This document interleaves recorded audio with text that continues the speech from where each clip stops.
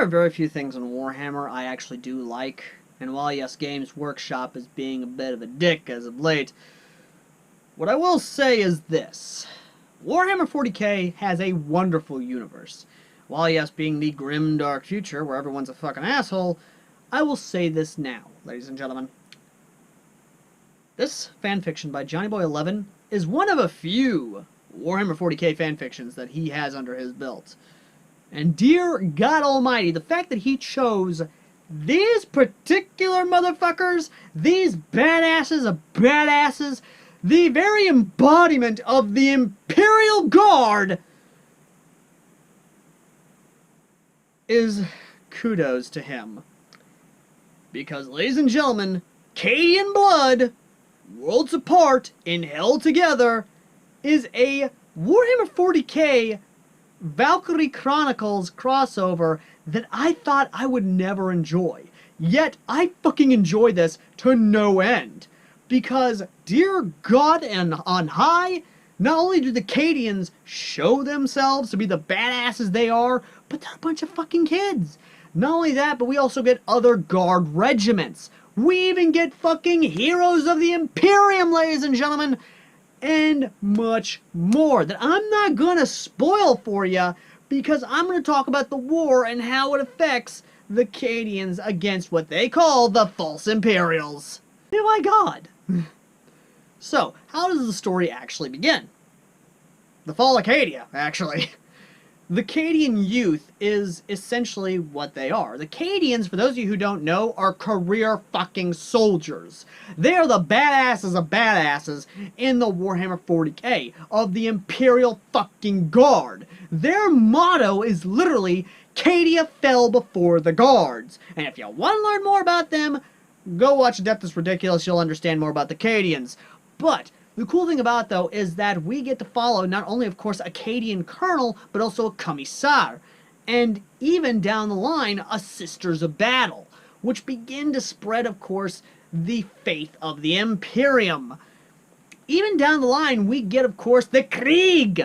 Yes, the Kriegsmen from the death world of Krieg.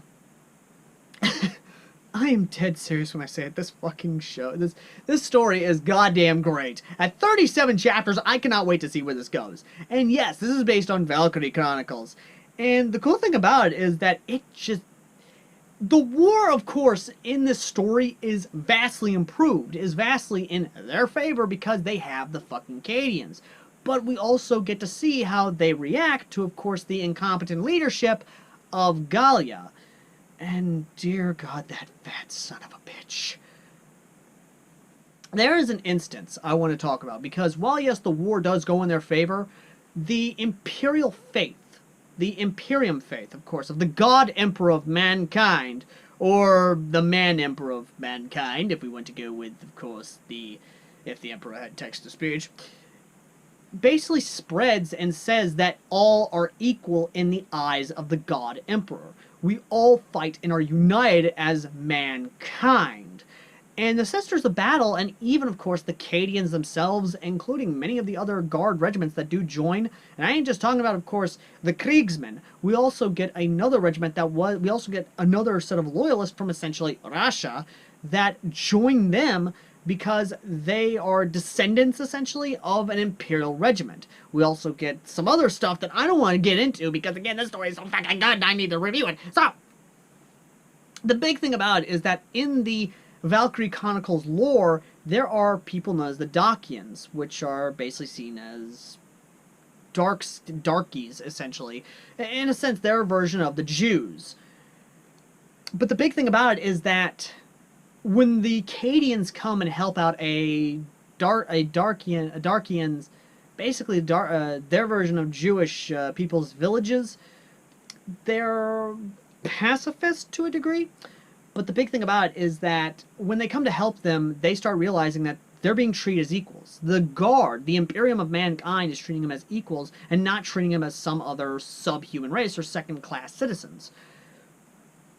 And this is where things get kind of fun, because an officer with the Cadian youth is fired upon by a Gallia officer, an army officer.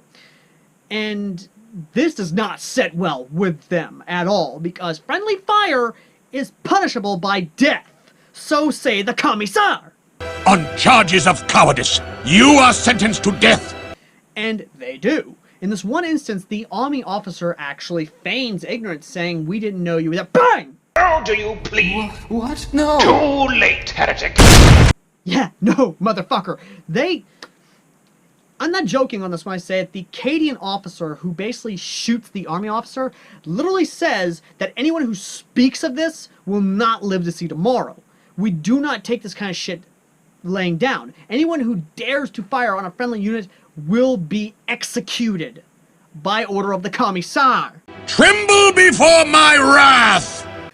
And that is just one instance where the Cadian forces are basically putting the Gallian military on fucking notice. There's even a Gallian army officer who is very faithful to their faith, but comes to respect the Cadians and, of course, their allies from the Imperium, seeing how badass these motherfuckers are, how basically, literally willing they are to go against the enemy, literally being a wall of guns, with bayonets fixed, facing the enemy down, with las gun in hand, ready to stab them, shoot them, burn them, kill the enemy in the name of the God Emperor of mankind! You are the Imperial Guard!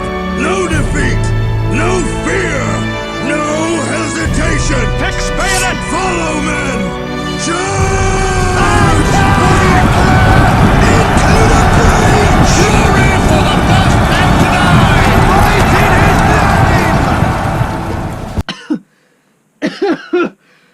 Whew, sorry about that. I get a little... Can you tell the Cadians are kind of my... Can you tell the Imperial Guard's kind of my favorite fucking people? Not only that, but there is a lot of instances where the Guard... Especially... There is one scene which, I'll tell you right now, I wish the fucking Commissar would actually put the God Emperor in some of these guys. Because Rosie, the redhead singer and voluptuous member of course, Squad E, or Squad 7, whichever one you want to go with, literally starts berating Wilkins' little sister, adopted sister, mind you, but either way. At that instance, she would have had a fucking gun to her head, literally, basically, back of her legs kicked down, a gun in the back of her head, telling her that this kind of insubordination is punishable by death, so says the Commissar! But the way that works out, I'm gonna let you read, because the way that's resolved, actually pretty good. And her character actually does grow. And she actually does grow to understand the fierceness and the fighting of the Cadians. She even holds one in her hands as they die. Even when a Kriegsman dies, she actually cares for these kids.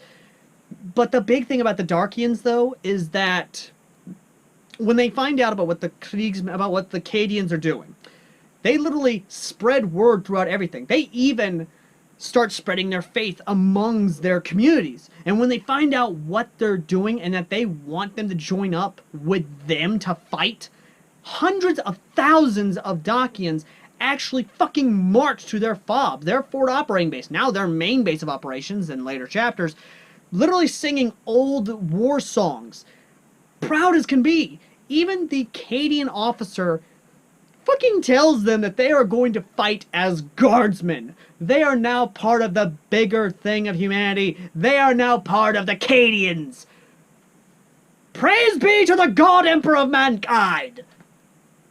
Not only that, but the fact that the Sisters of Battle are even spreading the faith among the Dacians, actually telling them that they aren't the freaks they're being made out to be. They are not subhuman. They are not second-class citizens. They are human beings, loved and looked at by the God Emperor of mankind.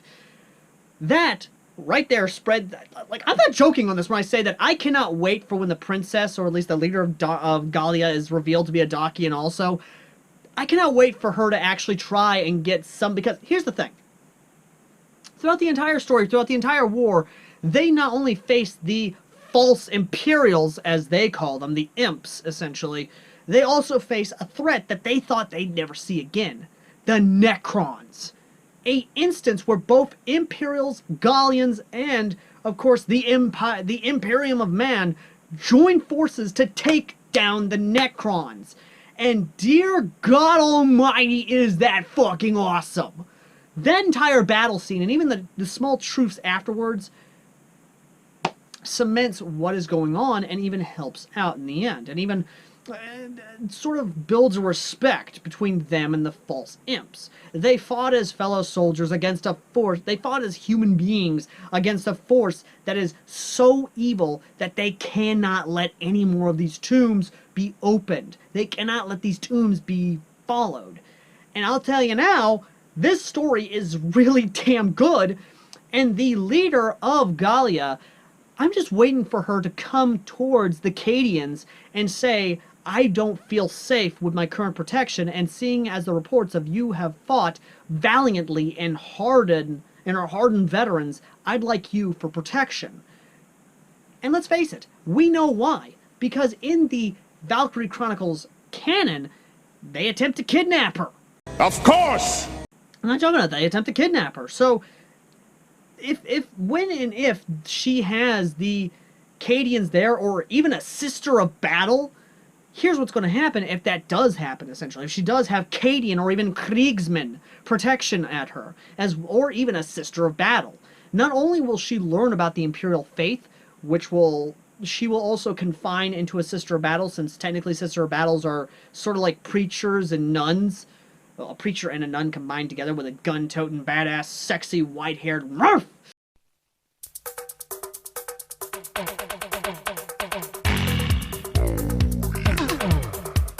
Sorry about that. It happens when a beautiful, buff, strong woman is. Oh yeah. Get on with it. Yes, get on with it! Yeah, right. Sorry about that. More or less, she's going to confine them into that Sister Battle about her actual origins, that she herself is a Dacian, and that she's going to learn about the Imperial Faith, and slowly probably put in reforms and be given this sort of confidence boost, and probably remove her current leadership, the current regent leadership, and replace them with a Imperium of Man leadership. Probably a Sister of Battle, to not only, of course, spread the Imperial Faith, but also for, essentially, to clean out the fucking Gallian army. Because let's face it, once reports come in about what the Gallian army did, or at least once the Cadians present to her what the Gallian army did and how inefficient they are and how more people they're getting killed is happening, basically she is going to let them handle it. Because as soon as that happens, if she's been inducted enough into the Imperial Faith to be told about the Inquisition, she'll probably have their version of an Inquisitor go around and clean up the fucking Gallian army. Not only that, but the Valkyries themselves. This is where things can get kind of, interpretation-wise, can get kind of interesting, because the way they can interpret the Valkyries, they could be interpreted as sort of like Saint Celestia. And yes, for those of you who know about Warhammer 40k, especially that one particular, yeah, you'll understand who Saint Celestia is. I love you, Celestine! Adopt me, please! Apologies, Holy Saint. It seems some of us are getting a little overzealous. I can certainly see that. She spoke again. Please, great saints, I beg of you! What's your top-rated best Primax? Are those wings all natural? Because, girl, they're huge. Are you the gentleman Sanquinius from my fanfic? Please, one at a time. May I perform a vivisection to see how your insides work? Asking for a friend. Punish me, Mother Celestine!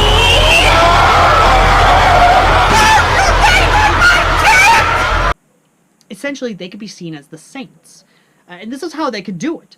The Valkyries could be seen as saints, like descendants, or even the chosen by the Imperium of Man, by the God Emperor of mankind, or even as descendants or chosen of Saint Celestia. And whenever a Valkyrie is identified, the Sisters of Battle could immediately swarm to that person, take them to a sanctuary where they will be trained as a Sister of Battle, or even trained in the art of combat of the Imperium of Man, of the Astro Militarum, or even, I can't remember, the Ecclesiarchy, there we go, the Ecclesiarchy. Sort of like those super nuns, you know, basically like the Saint Celestia. Whether or not they'll do the purity vows, I'm not going to say for certain, but at the same time, I'm going to let the author handle that one because, again, I've seen enough Warhammer 40k porn to know where that goes. Oh my. But again, the big thing though is that all the cameos as well from big names of the Imperium of Mankind, including Cypherus Cain. Caiaphas Cain, hero of the Imperium. Caiaphas Cain, hero of the Imperium. You knew that was going to be among the clips. You knew that was going to be among the cutaway gags. Cypherus Cain. Caiaphas Cain, hero of the Imperium. Caiaphas Cain, hero of the Imperium. You knew that was, I can't help myself. But either way though. So, as a whole, what do I think of this story? The war right now is going in the favor of the Imperium. They're pushing the imps back further and further and further. They're showing that Gallia is now going to be pushed, cannot be pushed around essentially. They now have a better standing army with the Cadians and their allies. More Imperium assets, of course, are coming to this world. And again, that's how it is. So, as a whole, I think personally, this story can be done well and can go places that could never have gone before. Hell, they could basically go further and basically have it where the Cadians slowly start, the Imperium faith starts slowly spreading out through the rest of the world, and maybe through some text-to-speech nonsense, essentially, freaking Magnus, that chicken nerd with Kitten, shows up and basically with, you know, Daddy Dearest, basically inducts the world into the Imperium, and, you know, it stays somewhat relatively the same, but you know how it goes. Either way, though, what I'm trying to say, ladies and gentlemen, is that this story is good. The fanfiction is amazing, the way they're implemented is great, the battles are great, everything about this is fucking great. And I'll be honest with you, ladies and gentlemen, I'm surprised Johnny Boy, and yes, Johnny Boy, I know you're watching, I'm surprised you haven't tried doing other Valkyrie Chronicle stories. I mean, there is rarely any sort of Halo X Valkyrie Chronicle stories, or even other crossover fanfictions with Valkyrie Chronicles. And I've looked, I've searched, believe me, I've fucking searched. Hell, there is a Gate one that is not even off the fucking ground, and is taking a good long fucking while for it to actually be anything. And that's what kind of pisses me off about it, is that it could be really good, it's just the guy's taking his sweet ass time. But, either way. Like I said before, ladies and gentlemen, this story is good, this fanfiction is great, and I fucking love it. But, either way, ladies and gentlemen, as always, I've been Airsoft Al, and if you want to come hang out with me and Johnny Boy 11, there is a link to the Discord down below. And if you want to help support the channel, consider donating to the PayPal down below as well. And as always, ladies and gentlemen, I've been Airsoft Al, and next time, we take a look at another Warhammer fanfiction, this time with some female, well, some female sisters of battle. Well, what am I saying? Sisters of battle are already females, but with some sisters of battle in Ruby. And yes, it's going to be as good as you think it is. Till next time, ladies and gentlemen, as always, I've been Airsoft Al, and say it with me, ladies and gentlemen. Cadia fell before the god! Till next time.